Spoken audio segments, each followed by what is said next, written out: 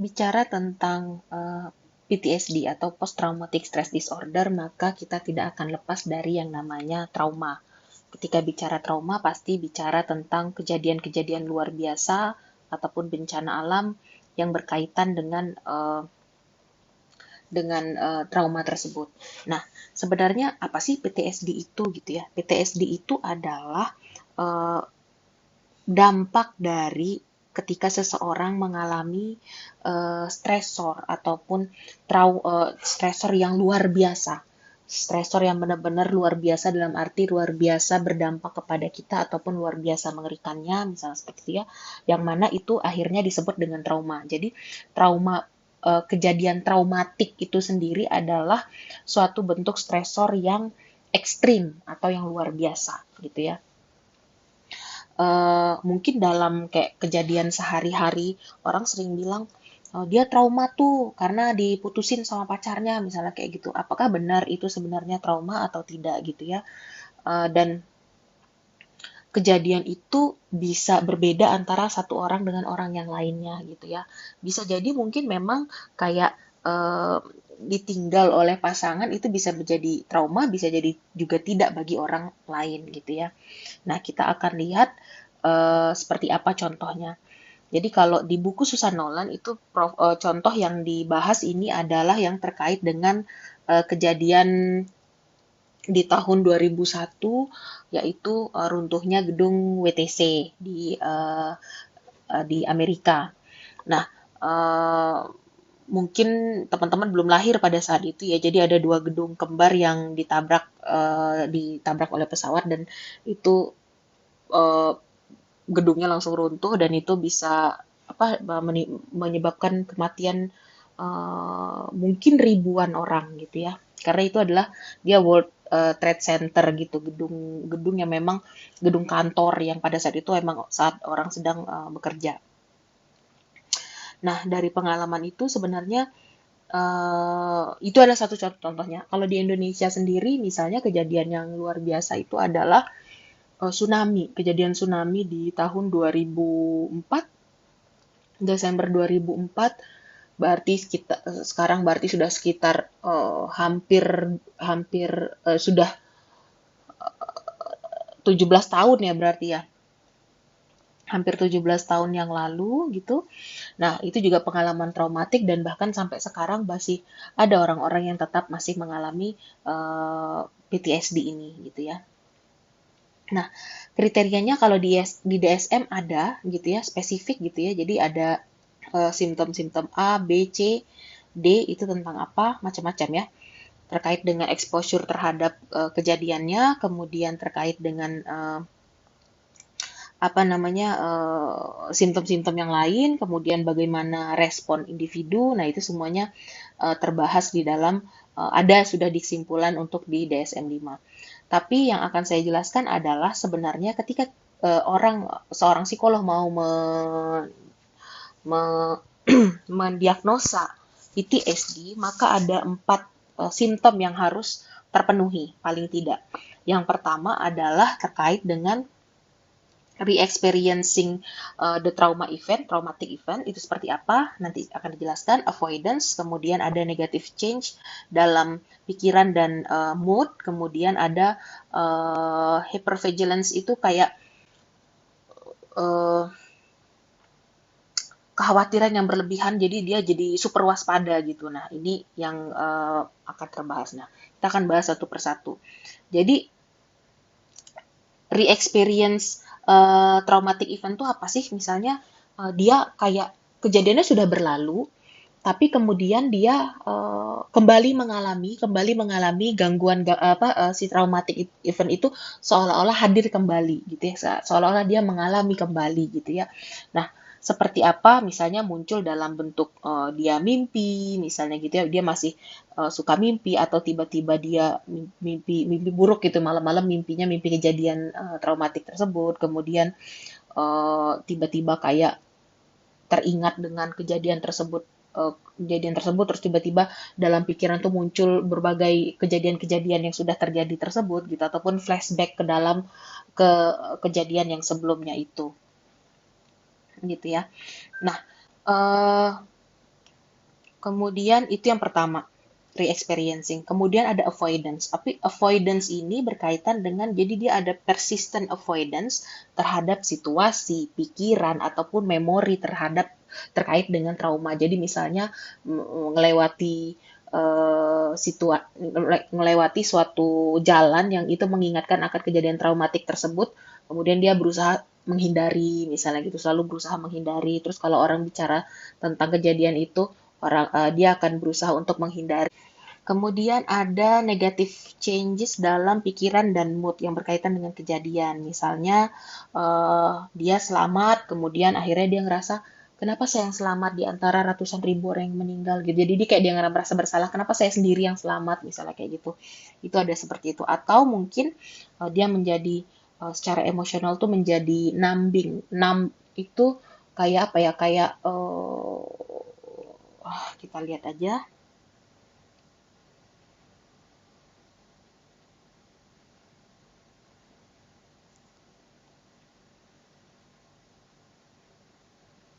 Oke, numbing itu lebih kayak perasaan dia kayak kayak mati rasa gitu, numbing itu kayak mati rasa ya.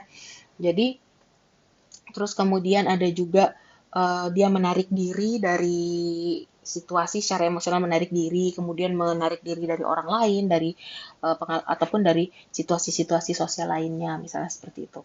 Kemudian yang terakhir ada hypervigilance itu dia menjadi lebih waspada gitu. Jadi misalnya yang saya ingat beberapa cerita dari beberapa relawan yang ikut ke eh, penanganan di tsunami Aceh. Jadi PTSD mereka adalah ketika misalnya dengar orang berteriak gitu ya, berteriak, terus itu dia nanti langsung dengar kata air, itu dia langsung ketakutan gitu, langsung kayak langsung teriak-teriak misalnya seperti itu karena berpikir itu adalah tsunami gitu. Terus kalau dengar bunyi yang bergerisik kuat gitu kan, itu langsung ketakutan. Nah itu jadi ada yang seperti itu. Nah, terus ada juga beberapa orang yang didiagnosa itu tidak sepenuhnya hanya PTSD aja gitu. Ada juga orang yang PTSD itu dia memuncul apa ya? Muncul simptom dissociation. Dissociation itu maksudnya adalah nanti teman-teman akan lebih paham tentang disosiasi itu ketika kita membahas tentang somatoform ya, bagian somatoform. Jadi kayak dia merasa kehilangan kesadaran antar satu situasi dengan situasi lainnya gitu ya. Jadi kayak dia tiba-tiba eh, nggak ingat, terus tiba-tiba kok saya muncul di sini ya, kenapa ya saya tiba-tiba sudah ada di tempat ini, padahal tadinya saya adanya di kantor gitu, kok tiba-tiba sekarang ada saya di situasi seperti ini gitu. Atau mungkin tiba-tiba dia ada di pasar tanpa dia punya keingatan ataupun kesadaran apa yang terjadi di antara kantor dan pasar tersebut, misalnya seperti itu. Nah itu maka diagnosanya akan berbeda. Diagnosanya akan menjadi ini, PTSD dengan prominent disosiatif gitu ya. Kemudian ada juga yang didiagnosa sebagai adjustment disorder. Jadi ketika dia mengalami extreme stressor gitu ya, menunjukkan tanda-tanda emosional simptom dan simptom perilakunya gitu ya lebih dari 3 bulan gitu ya, tapi tidak bisa dimasukkan sepenuhnya ke PTSD karena kalau kita mau masukkan ke PTSD semuanya 4 yang tadi harus terpenuhi dan DSM yang tadi di atas kriteria harus terpenuhi. Nah ini bisa didiagnosa sebagai adjustment disorder gitu ya. Nah, sekarang kita harus bisa membedakan lagi trauma. Trauma itu apa sih sebenarnya? Kenapa trauma itu bisa mengarah pada ke PTSD? Jadi, kalau di sini di buku Susan Nolan dia juga membahas tentang tsunami yang di Aceh itu karena sebenarnya tsunami itu bukan hanya dialami oleh Indonesia aja Aceh, tapi karena dari dan Asia Selatan itu juga mengalami gitu ya, sampai Thailand itu juga mengalami gitu. Jadi cukup kejadian luar biasa waktu itu karena beberapa negara yang mengalami. Nah, kalau di sini dia cerita lebih ke eh, apa namanya? Ke terkait dengan di kejadian di India. Oh, oke, saya harus menjelaskan sesuatu dulu. Jadi yang dimaksud dengan pengalaman traumatik itu, nah, ini ya. Jadi Menurut DSM gitu ya. Menurut DSM itu individu yang mengalami PTSD ini, individu tersebut harus secara paling tidak secara langsung mengalami kejadian trauma, atau dia melihat kejadian traumatik itu, atau dia belajar bahwa eh, kejadian itu terjadi dari orang yang terdekat dari dia, atau dia mengalami experience repeated of extreme exposure to traumatic events. Jadi misalnya, apakah dia sendiri yang mengalami, misalnya memang dia ada di situasi traumatik itu, gitu ya, atau dia melihat, dia tidak mengalami, tapi dia melihat, misalnya dia lagi uh, duduk di pinggir jalan gitu ya, kemudian tiba-tiba ada kecelakaan gitu. Misalkan kayak kafe pinggir jalan kayak gitu ya, dia duduk di pinggir jalan, tiba-tiba di depan tuh ada kayak kecelakaan luar biasa yang sangat mengerikan, berarti kan dia mengalami kejadian traumatik tersebut. Kemudian atau dia belajar dari pengalaman orang lain, misalnya eh, teman saya cerita tentang kasus penculikan yang dialami oleh anaknya, sehingga saya merasa ketakutan dan eh, memikirkan itu mungkin terjadi pada diri saya misalnya gitu ya, jadi akhirnya berlebihan gitu. Terus kemudian atau memang dia mengalami repeated extreme exposure to the details of the trauma event. Jadi misalnya terus menerus tiap hari berita itu muncul, akhirnya dia juga mengalami trauma. Nah, ini contoh kayak COVID yang sekarang deh, misalnya gitu ya.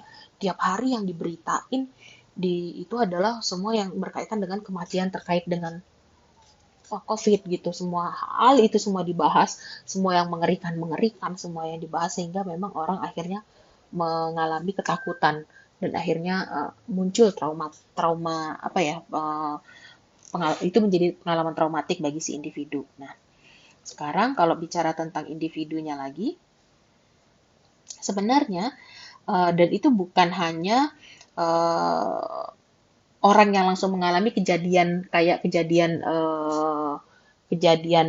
bencana alam ya, tapi ada juga hal-hal lain yang juga bisa dimasukkan ke dalam uh, traumatic event gitu ya, misalnya kayak perang seperti itu, kemudian uh, kecelakaan misalnya kayak gitu ya. Contoh kayak mungkin orang tidak mengalami. Contoh yang tadi orang-orang yang dia melihat misalnya adalah siapa?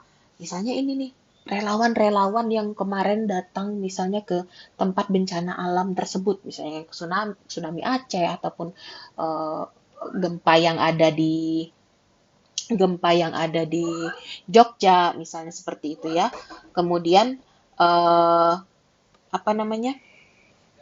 Nah, orang yang tim SAR-nya itu atau relawan itu mungkin untuk mengalami PTSD juga karena dia terekspos dengan kejadian tersebut. Atau misalnya orang-orang yang bekerja di pertolongan pertama, misalnya yang memberikan bantuan saat untuk di ambulans misalnya seperti itu ya, atau mungkin tentara, jadi kayak tentara-tentara yang harus bertugas di perbatasan Indonesia itu mungkin untuk mengalami PTSD gitu ya, apalagi kalau misalnya pada situasi tersebut memang terjadi peperangan atau clash dengan pihak lain gitu ya. Nah, kemudian sekarang apa sih sebenarnya mempengaruhi PTSD? Ada beberapa teori ya. Jadi kalau terkait dengan environmental sama social factor, seberapa besar si kejadian itu, durasinya, seberapa parah dan seberapa dekat hal itu dengan kita. Nah, itu yang akan mempengaruhi seberapa hebat pengalaman traumatik itu berdampak kepada diri kita ya. Kemudian ada juga faktor psikologis. Faktor psikologis ini adalah misalnya berkaitan dengan orang-orang yang sebelumnya sudah mengalami kecemasan ataupun depresi, bukan hanya terkait itu, misalnya dia punya masalah terkait dengan masalah kecemasan ataupun depresi terkait dengan relasinya dengan suaminya atau dengan istrinya gitu. Misalnya dia tentara, kemudian dia harus pergi ke berperang gitu. Nah, orang yang seperti ini, tentara yang seperti ini lebih mungkin untuk mengalami PTSD ketika dia pulang nanti gitu ya. Jadi orang yang sebelumnya sudah mengalami kecemasan ataupun depresi itu lebih rentan untuk mengalami PTSD daripada orang yang tidak mengalami kecemasan atau tidak memiliki kecemasan ataupun depresi. Kemudian gaya coping juga. Orang yang punya coping strategi yang adaptif itu akan lebih cenderung lebih kuat dan cenderung untuk tidak rentan terhadap yang namanya PTSD gitu ya. Nah, itu yang berkaitan dengan PTSD. eh, Treatmentnya bisa dilakukan dengan dengan CBT atau stress management. Jadi eh, pola pikir yang mungkin tadi ketakutan yang berlebihan itu bisa diatasi dengan memang meluruskan kembali apa yang real, apa yang tidak, apa yang objektif, apa yang tidak objektif dalam rasa takut yang dialami.